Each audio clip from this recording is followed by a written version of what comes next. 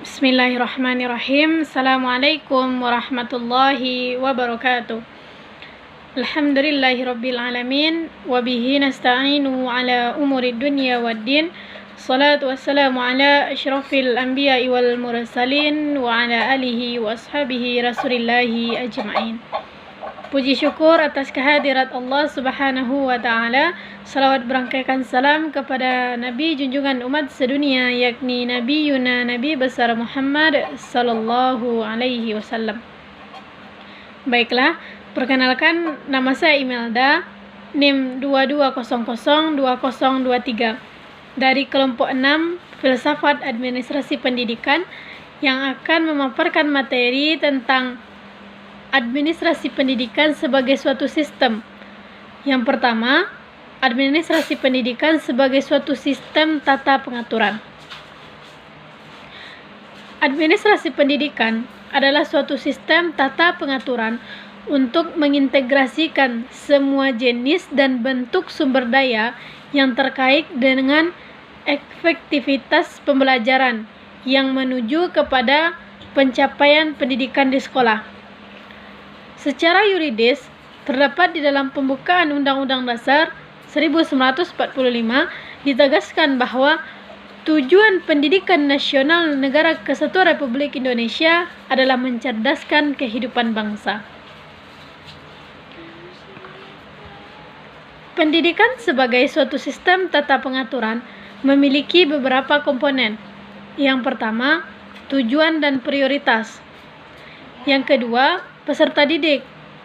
Yang ketiga, manajemen dan pengelolaan. Yang keempat, struktur dan jadwal kapan sistem administrasi tersebut dapat dilakukan. Yang kelima, isi dan bahan ajaran yang akan disampaikan kepada peserta didik. Yang keenam, guru dan pelaksana. Yang ketujuh, alat bantu kerja.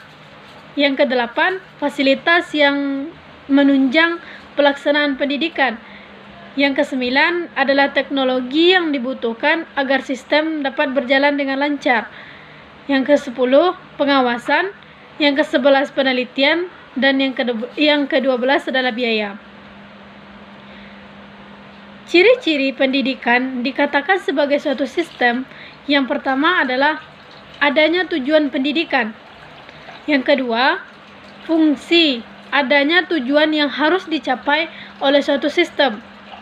Yang ketiga, komponen-komponen, yaitu sistem yang dilaksanakan pada suatu program integrasi. Yang keempat, proses transformasi, yaitu semua sistem untuk mencapai tujuan, maka diperlukan suatu proses untuk menginput dan mengoutput suatu data. Yang kelima, umpan balik dan evaluasi. Yang ketujuh, kontrol yang mencakup monitoring dan evaluasi. Yang keenam, kontrol yang mencakup monitoring dan evaluasi. Yang ketujuh, daerah batasan dan lingkungan, yang dimana terlaksananya berbagai fungsi yang diperlukan untuk menunjang usaha tersebut.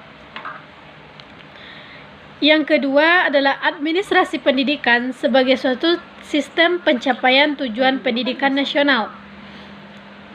Untuk mendorong efektivitas pendidikan multikultural, diperlukan perencanaan pendidikan nasional yang jelas sebagai penjabaran tujuan pendidikan nasional.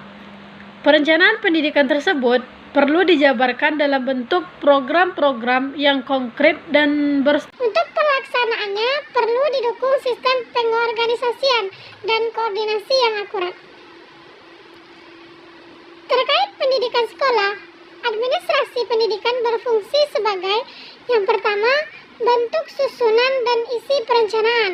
Yang kedua, penyusunan program, pengaturan dan pengelolaan pelaksanaan.